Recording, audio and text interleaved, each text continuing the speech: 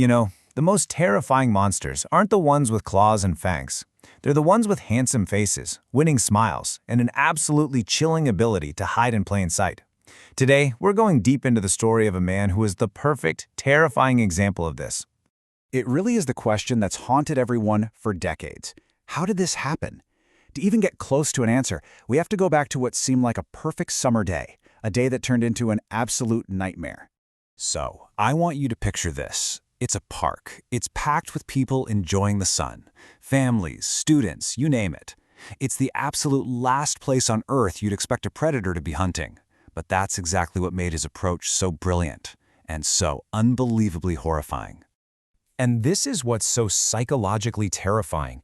He wasn't some creep hiding in the shadows. No, he was this charming, good-looking guy, seemingly vulnerable, asking for a little help in the middle of a crowd. He literally weaponized people's kindness and their trust, and it worked. 2 young women vanished from that park that day, lured in by this exact act.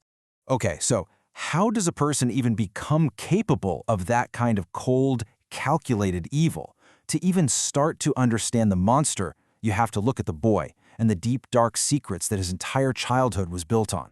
I mean, think about this. This wasn't just a little family secret. It was a total lie about his entire identity. Then, when he's 15, he finds his birth certificate and his whole world just collapses.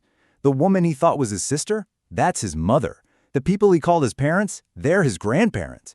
And his father is just listed as unknown. That lie, all to avoid some social shame back in the day, it planted a seed of pure resentment right at the core of who he was. And when you look back, the warning signs, man, they were everywhere.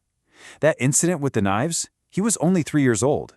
That's not just a childhood prank. That shows a really early, disturbing fascination with control and violence. From there, it got worse. Torturing animals, which is just a classic, terrifying red flag. But the real turning point, the thing that seems to have really lit the fuse, was getting rejected by his first serious girlfriend. He idolized her, and when she dumped him, it didn't just break his heart, it ignited a cold, hard rage. And this right here, this is where we see the man he was about to become. He didn't just get over it. No, he meticulously rebuilt his life. He became successful, and he got back with her for one reason and one reason only: to destroy her the same way she destroyed him. He even proposed to her, and then just vanished, cut off all contact, leaving her completely devastated. He later admitted that this act of revenge gave him this incredible, intoxicating feeling of power, a feeling he would spend the rest of his life chasing. But that first taste of just psychological torment, it wasn't enough. Not even close. Bundy's hunt for power quickly exploded into a horrific reign of terror that would stretch across the entire country. So the official number he confessed to before his execution was over 30 murders.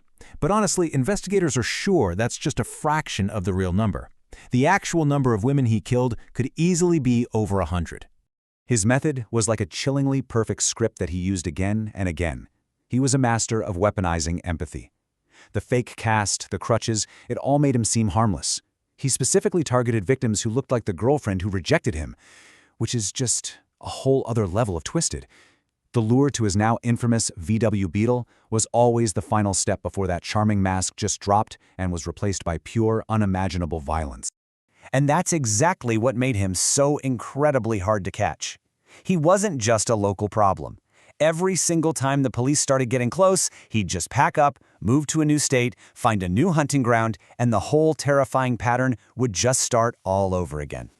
So you have to wonder, why did it take so long to stop a guy who was leaving so many clues?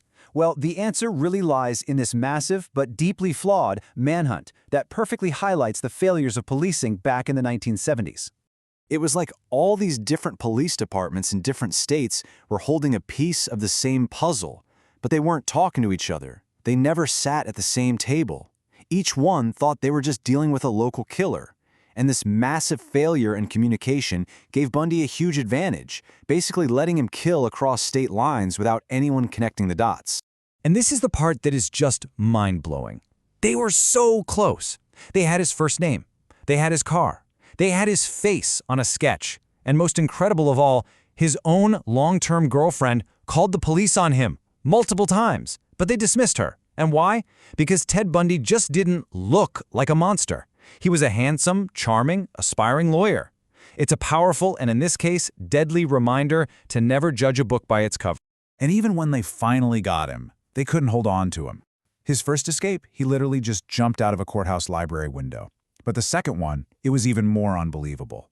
He starved himself for months, lost over 30 pounds, all so he could squeeze his body through a tiny light fixture hole in his cell ceiling.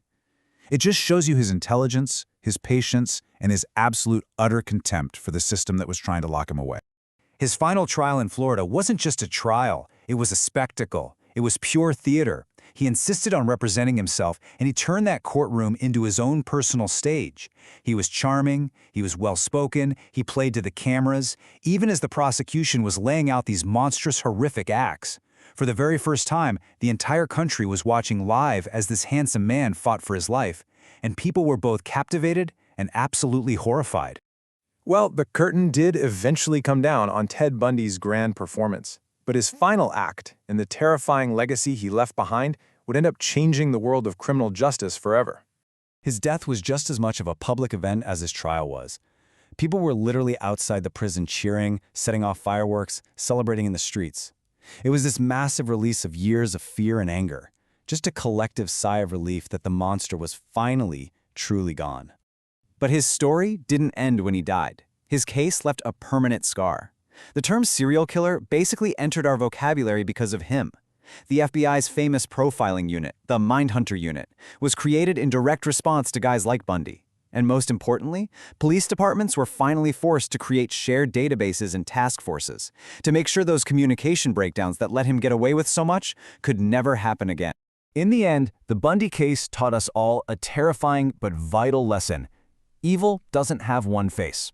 It can be intelligent. It can be charming. It can be the person you would never, ever suspect. And that forces all of us to ask a really difficult question. If we can't always see the monster standing right in front of us, how do we ever really protect ourselves from it?